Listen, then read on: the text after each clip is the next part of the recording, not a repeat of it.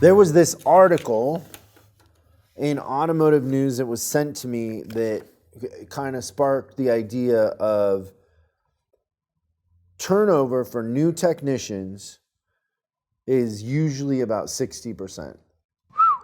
So in the first 2 years, depending on the car line, etc., the drive, but on average, it's about 60% of new techs coming in an environment where we're losing 2 technicians for every new one coming in. 60% of them will leave within the first 2 years. That's really sad. It's a terrible batting average, right?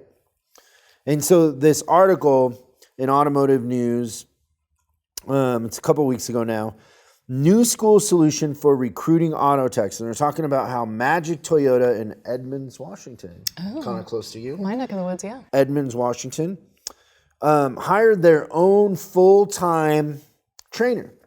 So they were moving into a building and they were going from 28 bays to 54 and they needed to hire techs, and they found that just hiring the traditional way wasn't effective, and they were just either stealing from the competition or, trying to hire techs that weren't really committed to it. So they hired their own in-house trainer. They're giving the technicians $8,000 in tools up front. They lease them back from the dealership for $25 a week for 4 years, at which point they own them. If they leave, or they own them for a cost of $5,200. If they leave, the tools go back to the dealership. They also created a thing where if they upsold specific items like cabin filters, wiper blades, alignments, tires, they would give them the $25 a week towards their tools was forgiven. Oh. That's really clever. Yeah, right? I thought that was probably the most clever part of it altogether. So when we talk about the turnover, why do we think that kids that decide, hey, I want to be a technician, and then a couple years later don't want to be a technician anymore? What is causing that? Because there is some sort of commitment to it. You don't decide you want to be a technician most of the time and then change your mind just because. Something has to be causing it to that degree, right? Yeah. I would say it's probably boils down to false expectations when they actually go into the workforce, whether they are leaving school, like a vocational school, or any sort of training. Maybe they're being promised something that they're not getting. What do you think, Christone?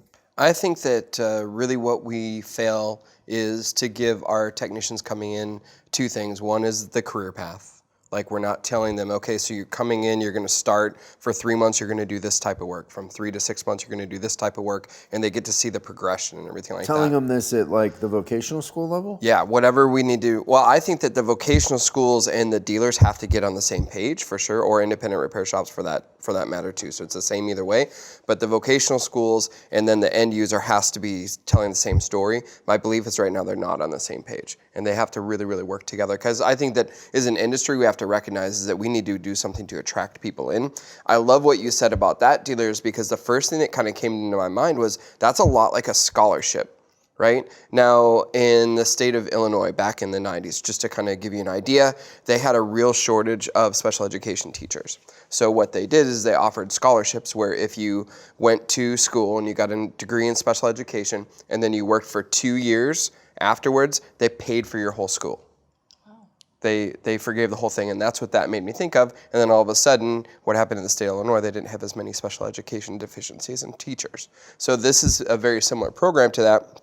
And then the other thing that I think that we don't do a good enough job with the people coming into the industry is we don't give them that sense of like, what do they contribute? Like, how do they belong? What's the purpose for them doing what they do? Like, they're part of something special, and we don't even tell them that.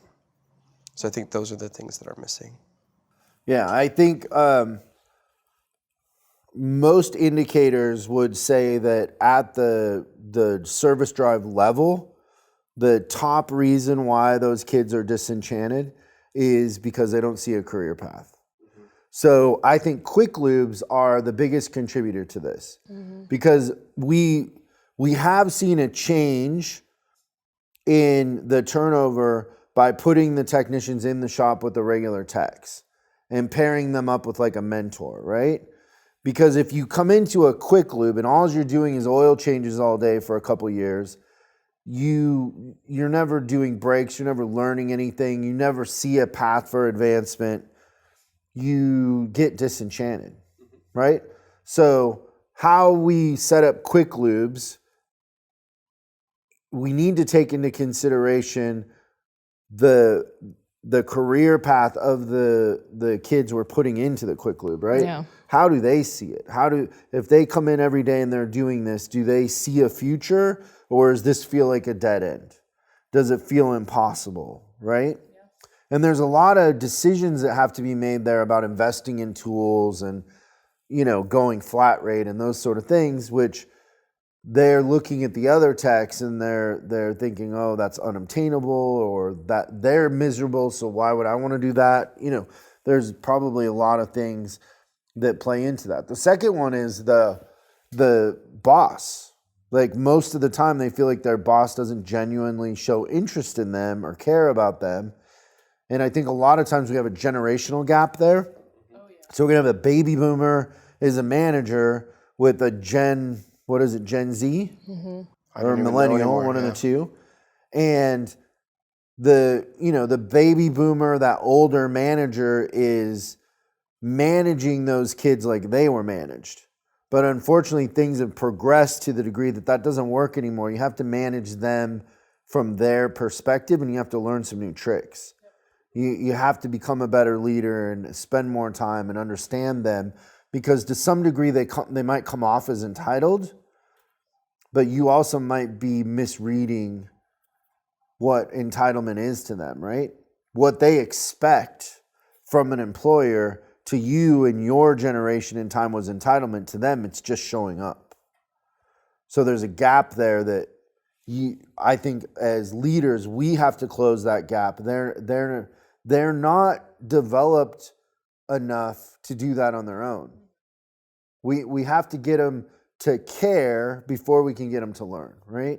So we have to show genuine interest in them. We have to spend time with them. We have to understand their wants and needs. And so that's a big part of it, is the leader.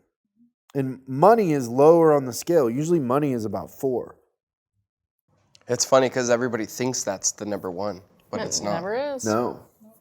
No, and what's crazy is they can make a lot of money being a tech. They're just not shown the path and they don't believe it, right? Yeah. And so they're sold this bag of goods going into school, and they think it's one thing and it ends up being something else when they get out. They show up at the dealership, and then you have this baby boomer manager, treating you like you're entitled and just get to work, and you don't know what you're talking about, kid.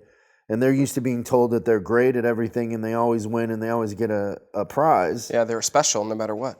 And so the more we tell them they're not special isn't doing us any good.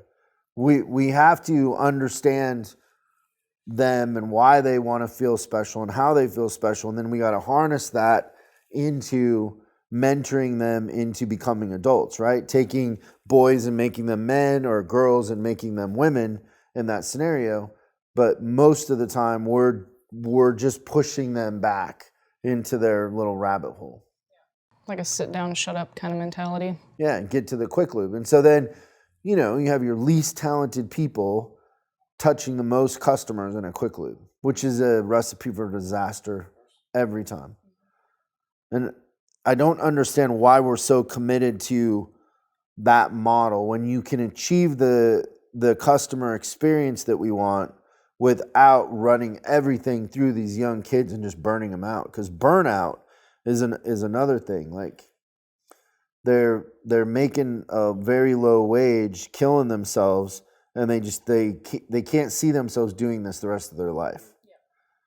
Yeah. We have to slow it down and kind of have a more strategic approach. Yeah, I think it's absolutely hard. You guys agree with that? Yeah, 100%. We were talking a little bit about crazy people, like about why he's smiling already. About like Bundy and everything Wait, like that. you can tell he's smiling? How can you tell? Oh, yeah, his eyes. Oh, gotta just the look at his squinty eyes. eyes. He just okay. Sorry, the So beard. yeah, did you hear about that lunatic that won the Tour de France? No? He took the psychopath. I shouldn't have taken a drink at that. Oh, I almost got you. You almost got me. Oh. Thanks so much for watching this clip of Service Driving Revolution. We're uploading new stuff every day, so make sure you subscribe and click the bell icon so you don't miss out. If you have a question you'd like us to answer on the show, call 8333-ASK-SDR and we'll answer your question on the show. That's 8333-ASK-SDR. For special deals on our books and training, head over to offers.chriscollinsinc.com. Now that's offers.chriscollinsinc.com. I'm Chris Collins, and I'll see you in the next video.